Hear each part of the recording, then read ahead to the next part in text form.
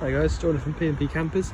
Just going to do a handover video now on your Mazda Bongo 2002. So if you start under the bonnet, we've got the engine battery over here on the left hand side, which is a nice great big battery to be fair. So you've got plenty of life left in that. Brake fluid up there attached to the servo down the back.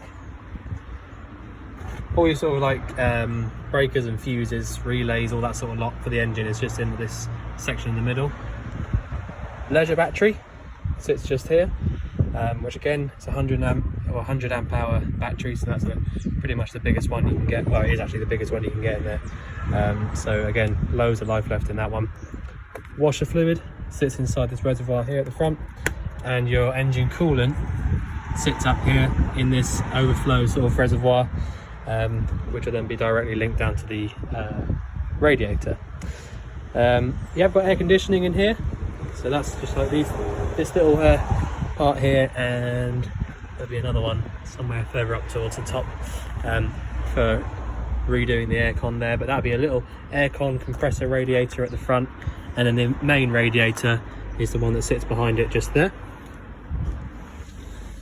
So that's it for under the bonnet.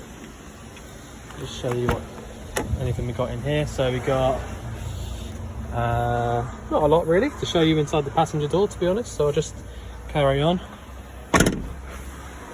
I'll show you around the inside of the van in just a minute, but at the back I'll show you. So we've got the tow bar bike rack fitted as discussed. So as it is at the moment, I just wanted to show you that you can actually have the boot wide open as long as you've got this in the down position. So if I just lift it up now, it locks itself in place. So there you go, you can pull that down now, put your bikes on top there and fit them up. And then when you want to bring it down to actually shut or close or open the door, pull this red lever, like so, and then the actual bike rack folds down, and then you can pull the actual door down all the way with it down. You've also got your gas locker, so you've got a regulator at the top there, and I had to replace the pipe here as well. So anti-clockwise around to the left is to turn the gas bottle on, and clockwise around to the right is to turn the gas bottle off. If you remember, when you do that, the best way to do it, I think, is to turn it all the way on, so that when you come back to turning it off, you can only turn it one way, so you can't get mixed up which way is on or off. Just a little tip. Then we've got your hookup point. So if you're on a campsite or at home or whatever, you have a hookup cable available to you. That's where you plug that in there, and that'll give you access to using your 240 volt sockets. Your petrol filling point, you could open that up by pulling this little lever here, and that opens up the actual flap.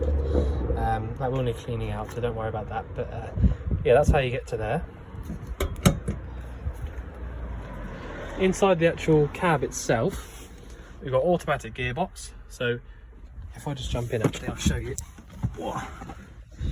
just in case you've not driven automatic. So let's turn the ignition to on for now.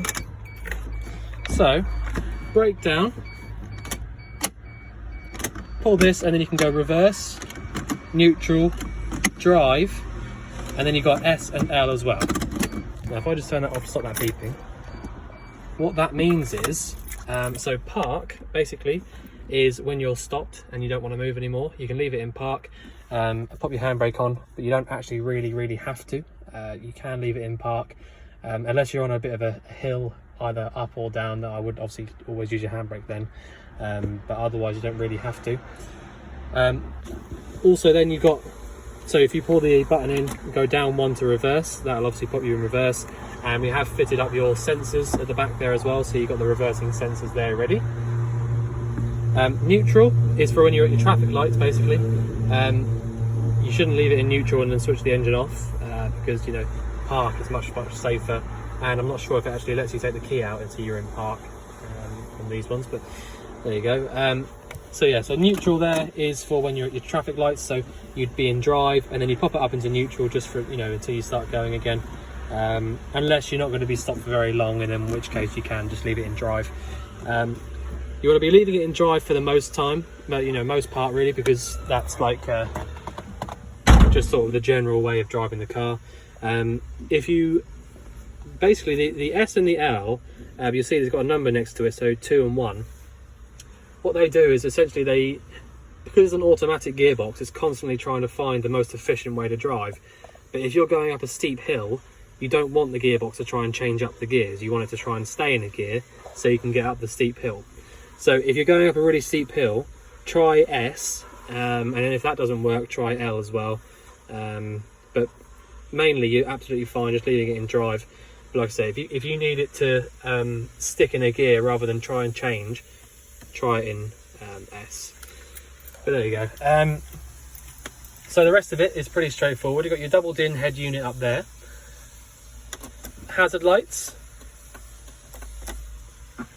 Air conditioning switch is just here, so you turn that on to actually get your aircon working, and the rest of it is just temperature, turn the whole lot off, recirculate, heat the windscreen, heat the rear window, all the sort of general bits and pieces that you'd have on every car, but it's just a bit more straightforward how they sort of lay it out, I think. So the stalks are the another thing to sort of be careful about. So your indicators and lights are on the right hand side, where normally they would be on the left hand side here. So on this one, indicators are on the right hand side, so down is right, up is left. Lights on like that, so side lights and then main beam. You can electrically adjust your mirrors or fold them in by pressing this button here. So if I push that up like that, it'll basically fold them in. But there you go, that's how they work. Left and right mirror, that's how you sort of move them like that. You choose which mirror you want to move. So I'm on the right hand mirror at the moment, and then I'd go through with the ignition on, obviously. I'll go through and move the mirror to where I want it. Fog light buttons and your headlight aim is down here. You don't really need to mess about with any of that. To be fair, it's not really necessary. But basically you've got fog light. It's very straightforward. The actual engine in these vans sits underneath this whole centre console. So when it comes to actually working on them, the garages, I think they normally quite like them because they can be quite easy to get to bits and pieces, but it's just something to point out. So yeah, okay, so I think that's about it for in the cab. So if I jump out now and show you around the other side, make sure I've not missed anything out. Nope, don't think so. So we actually look inside the van. It's really nice and easy, nice and straightforward. As long as you've got your gas bottle on in the back, which I showed you how to do a minute ago, then your 2 burners just here will work. So all you need to do to actually light them up is you've got a piezo igniter button. So basically these 2 little bits here, white bits, are your igniters. So if you want to light the left one up, you basically push this down and around like any household cooker to allow the gas to come through. And then whilst you're doing that, just need to press down on that piezo igniter button, and then it will light up. So you probably can't see it on the video. You saw that spark jump across there. It is working every single time, but the camera doesn't pick it up. So that's how you light them up. So push in and round on these, whichever one you want to use, whilst pressing the piezo igniter, and that will light it up. You have also got a little thermocouple or a flame failure device at the back of that on both of them. And what that does is basically if you had the flame on and without turning this dial back, the flame got blown out, the thermocouple will notice that this button's still allowing gas to come through, but the actual flame isn't lit. So basically it'll be pumping through unburnt gas, which you don't want, and it will turn it off. So the thermocouple working, something that we have to test on the hab check, and so they both work. So if the flame goes out without you turning it off, the thermocouple will turn it, stop the gas coming through anyway. So that's the cooker. You've got down here, you've got your RCD and MCBs, so that's those blue parts down there. And then next to that you've got your 240 volt charger. So if you plugged your hookup cable into the van and the plug sockets weren't working, then have a look inside here and make sure that all of those are in the upright position like they are now. The fridge works off of that switch just there. So if you turn that on, basically after a little while, if your dial is in that same position there, inside the fridge will start to get nice and cold, like it is already. So that's nice and easy. The sink, you haven't actually got a separate switch. Right, hang on a minute.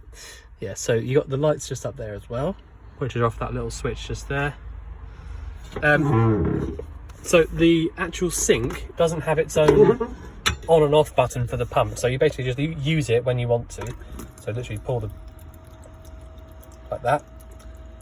So it's a submersible pump, and I'll just show you what that means. So in this little locker here, you've got this one tank. So you've got this blue pipe and white wire. So basically on the end of the blue pipe there's a pump, and on the other end of the wire inside the tank is the power for the pump. And so when you pull that tap up there, it allows the water to come pumping through there and then out of the actual sink. So when you do that, the sink water literally just goes straight out underneath the van. So yeah, nice and easy really. You don't have to worry about anything. All you need to do when you run out of water is take this cap off and then just basically just, you know, take it out and fill it back up. Yeah, doesn't really get much simpler than that, so it's good simple unit. Under here you have basically just got storage, but if you ever needed to get to it, all of your electrical goods for your fridge are down here. So that's all the electrics for the fridge, the actual compressor and all that sort of stuff is down there, but you shouldn't really need to get to that. Yeah, so what else have we got? I don't know if there is anything else really. The rest of it's just sort of like the bed, which I showed you when you were here. Okay, so yeah, I think that's about all I can show you, to be honest with you. But if you think I've missed anything out or you want anything covering again, then let us know. But otherwise, look forward to seeing you soon to collect your van. Thanks very much.